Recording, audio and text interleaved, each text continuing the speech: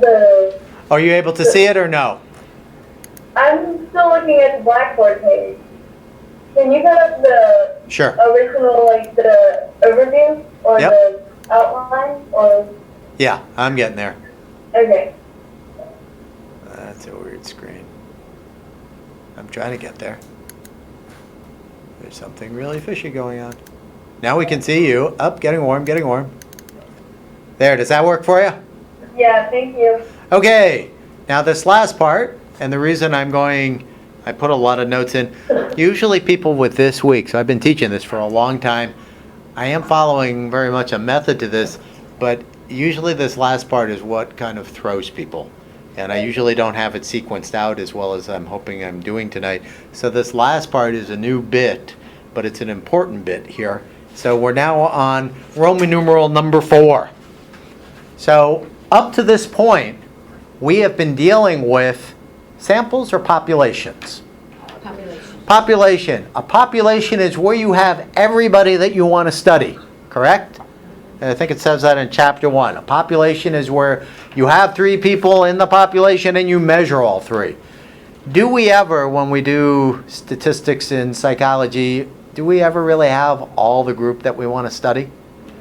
No, we almost never use a population. Instead, when we do statistics, generally speaking, we almost always have a sample. There's going to be some quirks for this last little part because when we use a sample, some of the rules are a little different in these calculations. So if you understand everything we've covered till this point, and I hope I've done this well, there's going to be a new wrinkle on this at the end, but it's an important wrinkle because it's really going to reflect what we typically do.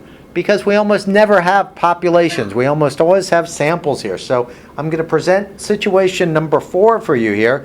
Let's say that now you have sampled 3 students from each of these classes, but in sample or in example number 4, how many students are in each one of these classes? 20.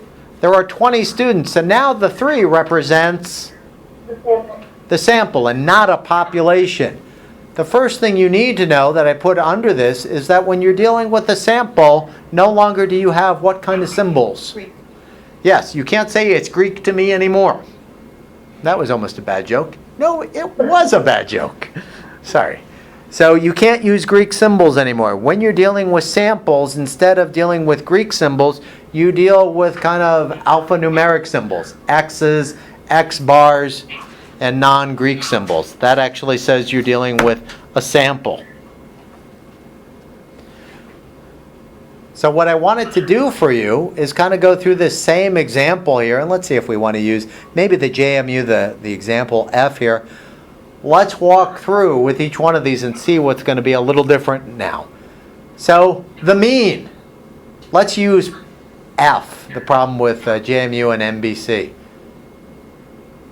So if I wanted to know the mean, what would be the mean if it's question F from the previous situation? You got the means before. What were the means? Well, would you divide them by 20 even though it's just a sample? Because there's 20 in the population? Nope, you just use the sample you have. So now we're saying the 357 and the 147 are really coming from that. So we'd actually say it's still the 5 and the 7. Sorry, I lost my brain for a second. 5 and a 4. Sorry, Ashton, you couldn't see the look on my face when I said the wrong answer of the students. So the mean for JMU would be 5. The mean for MBC would be 4. But the question is, what symbol would we use? Yeah, X bar. And when it's X bar, just to show. For me, it's X bar. I think the book even uses the symbol X, but I just use an X bar. So use X bar for the symbol. And in this case, the X bar is 5 for JMU and it's 4 for MBC. The X bar is telling you what? That you're dealing with a sample. So now we have 3 out of 20 instead of 3 out of 3. Ashton, does that work for you? I'm trying to see what the X bar looks like. Does it literally, are you literally asking us to write X bar Sure. 5, X bar 4, or is there a symbol to it? The symbol for X bar is just you write the letter X and then you put a little line on top of it. Well, that is very helpful. Thank you. And then you write equals the value. Let's see if your book does this at all. I guess so. Well, it's on the notes, so I wasn't sure. Yeah, I'm kind of an X bar person. What can I say? Wait till we get to X bar bar. Okay. Let's see what your book uses instead of that. It looks like your book on page 115 instead of X bar, the symbol it uses that's the same is M for a Can we mean. use that in our notes and that would be okay? Yeah, an M is fine as well because an M is still alphanumeric. So let's go next to variability. So the sums of squares. Now, what was your formula when it was a population? It was X minus what? It was X minus mu quantity squared. Now the formula is going to be a little different. What will it be? As it says in the agenda, X minus X bar, or X minus M, because now you're not dealing with any Greek symbols. So now it's X minus X bar quantity squared. Is that working? Go ahead, Ashton. And you forgot about the little summation thing, which means you have to do it 2 times. Yeah, I wrote summation of just in the agenda because I was lazy. But then again, I'm the instructor. Question? So what would be the sums of squares for each of these two groups? Would it change or would it be different? It's still exactly the same. It's still exactly the same. So when you're dealing with a sample, the symbols might change a little bit, but it's still the same means, the same sums of squares. Go ahead. Okay, I really do have a question. Summation of the squares, are we still going to use the Greek summation symbol? Not if it's the Greek summation sign, yes. We can Okay. still use that. But not mu. Okay. That's a good question.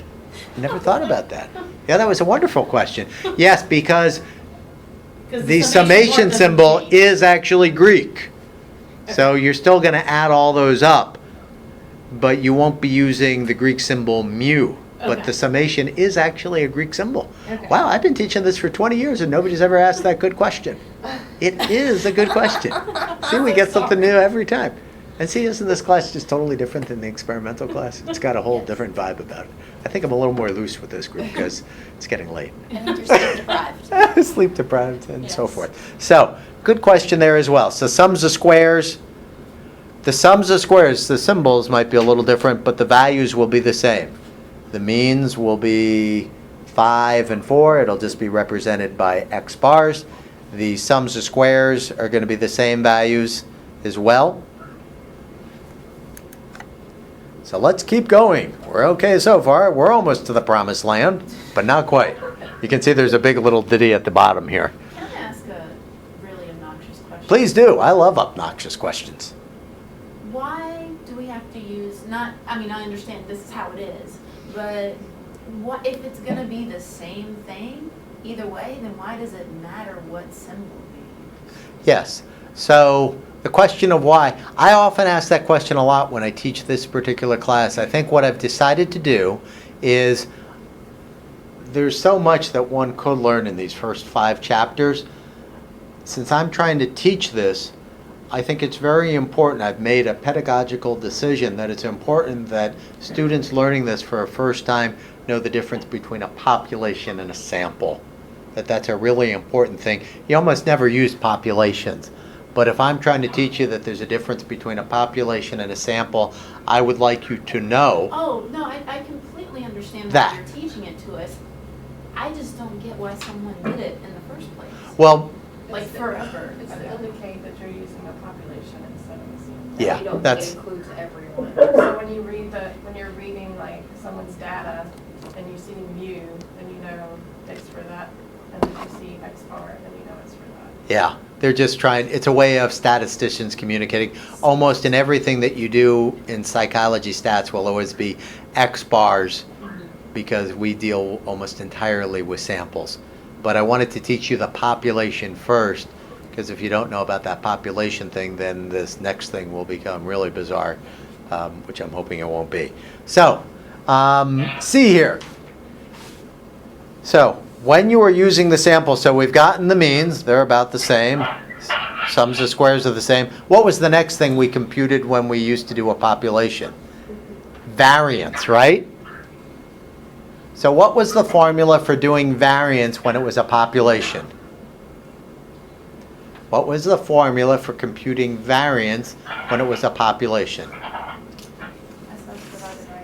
It was sums of squares divided by n.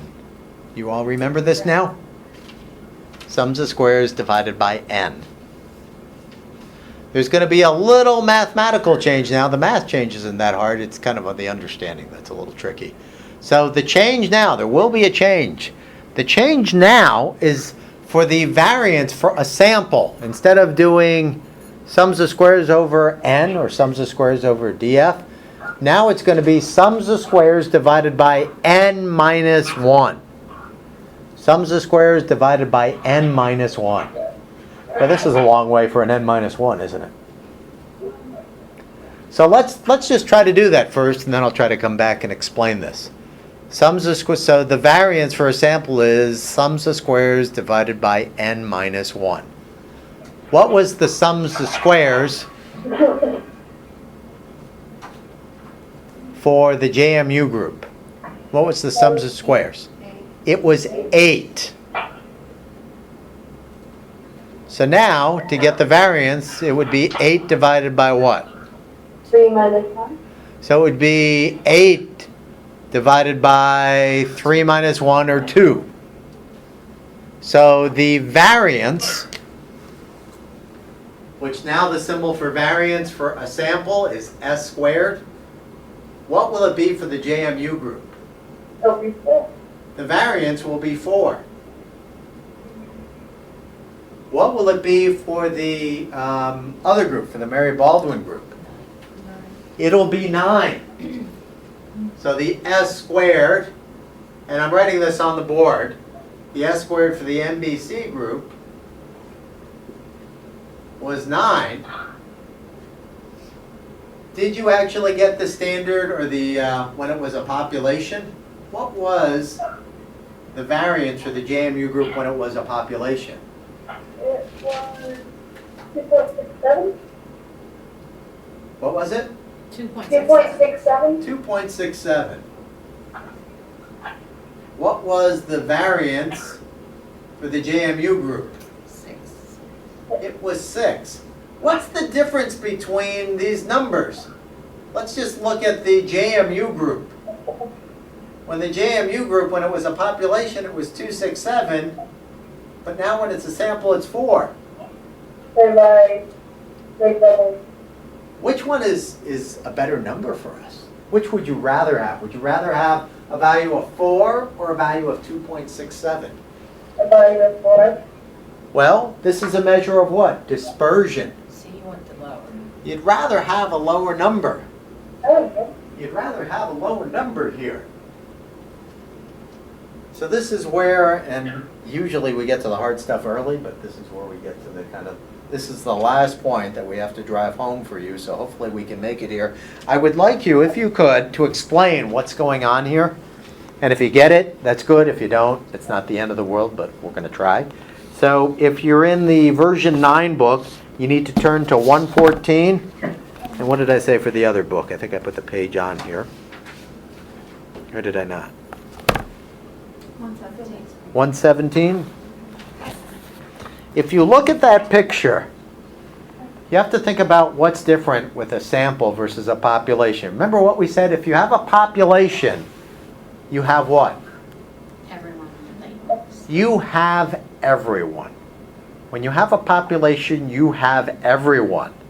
But when you have a sample, who do you get? The people from the population. You kind of get a representation of people. So if it's 3 of 20, if I have 20 people in a class and I only get 3 people, where would I tend to get most of the scores from? Would I get them from the middle part of the distribution, or would I tend to get them from the extremes? I would tend to get them a lot more from the middle. If you look at this picture, what this picture is showing you, and I hope we can make it here, what this picture is showing you is that if you have a sample and you get a few, so the curve, the shaded part is the whole distribution. If you look at the bottom, it has little X's there. In this case, how many numbers did they sample in this picture? Looks like they sampled 10, but where are they getting most of the 10 scores from? From the middle. They're kind of getting the scores from the middle. So in fact, you would say that when you use a sample, guess what word we use again? There's a bias again. There's a bias that when we use a sample, we tend to get scores that are towards the middle. Is that fair? No. It's not fair. We tend to not get those extreme scores. So when you use a sample, you tend to get scores towards the middle. So statisticians have learned this. So when you use a sample, the thing that we do is now with the variance, instead of going sums of squares over n, guess what we do? What did we? You subtract them, what? You do sums of squares divided by n minus 1. Therefore, your measure of dispersion is larger if you're dealing with sample variance. So that n minus 1, I know this is kind of tricky, but the n minus 1 is simply a correction. It's a correction because, and what you may want to write down, I think I tried to write it on your notes anyway, it's just one of those things you have to say a couple times to get in there. When you use a sample, you are underestimating population dispersion. When you use a sample, you are underestimating population dispersion. And so there's a way to correct for that bias, and the correction is something very simple. It's what? N minus 1. If you can actually understand this, you're doing pretty good. This is not a simple thing, but I like the picture there. Did you want to ask a question? So what we're trying to do is flatten the curve? No, it's not a flatten the curve. We're trying to come out with a correct measure of dispersion. We want an accurate measure of dispersion. If we, for a sample, just use SS over N, it's biased because we're tending to get scores towards the middle, so it's really not reflective of the dispersion. We want an accurate measure of what the true dispersion is, so whenever we do a sample, it's always N minus 1 because the sample, when you get 10 numbers, they tend to be in the middle, and it's not fair, it's biased. So we want to make the number look like we had a wider... Yeah. Okay. A wider estimate of dispersion. Okay. So it's a tricky thing, but I don't know. It is what it is. Do you get to the point where you can look at data and do much of this in your head, or is this something that you always have to calculate out once you... So the question of usefulness and looking at data. So what I'm trying to do in this first unit,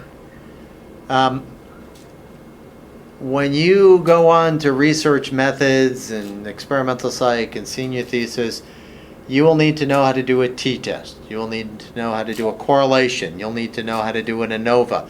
What I'm choosing to do in this first unit, and I've been doing this for a lot of years, I'm trying to give you kind of a straight line to that. I'm trying to cover things that I consider absolutely essential to building blocks for the future. There's actually, we've covered like 5 chapters.